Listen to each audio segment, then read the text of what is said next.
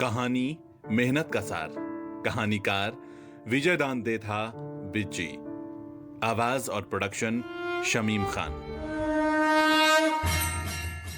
एक बार भोले शंकर ने दुनिया पर बड़ा भारी कोप किया। पार्वती को साक्षी बनाकर संकल्प किया कि जब तक ये दुष्ट दुनिया सुधरेगी नहीं तब तक शंख नहीं बजाएंगे। शंकर भगवान शंख बजाएं तो बरसात हो, अकाल दर अकाल पड़े। पानी की बूंद तक नहीं बरसी। ना किसी राजा के क्लेश व संताप की सीमा रही, ना किसी रंक की। दुनिया में त्राहिमाम मच गया।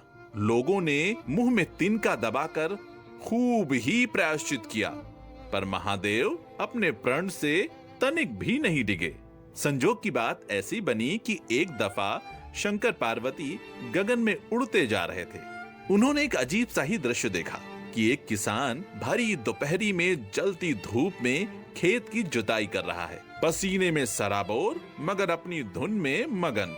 जमीन पत्थर की तरह सख्त हो गई थी, फिर भी वो जी तोड़ मेहनत कर रहा था, जैसे कल परसों ही बारिश हुई हो। उसकी आंखों और उसके पसीने की बूंदों से ऐसी ही आशा चू रही थी। भोले शंकर को बड़ा आश्चर्य हुआ कि पानी बरसे तो बरस बीते, तब ये मूर्ख क्या पागलपन कर रहा है। शंकर पार्वती विमान से नीचे उतरे। उससे पूछा, अरे बावले, क्यों बेकार कष्ट उठा रहा है?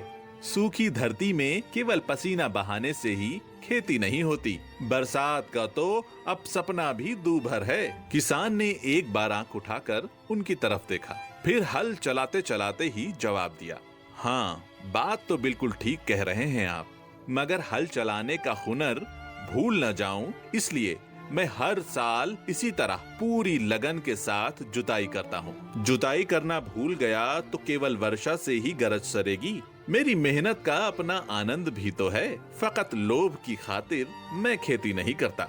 किसान के ये बोल कलेजे को पार करते हुए शंकर भगवान के मन में ठेठ गहरे बिंध गए। सोचने लगे, मुझे भी तो शंख बजाए बरस बीत गए, कहीं शंख बजाना तो नहीं भूल गया। बस उससे आगे सोचने की जरूरत उन्हें नहीं थी। खेत में खड़े खड़े ही झोली से शंख निकाला और जोर से फूंका।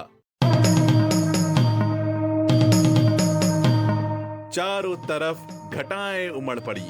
मतवाले हाथियों के समान आकाश में गड़गड़ाहट पर गड़गड़ाहट गूंजने लगी और बेशुमार पानी बरसा, बेशुमार, जिसके स्वागत में किसान के पसीने की बूंदें पहले ही खेत में मौजूद थीं।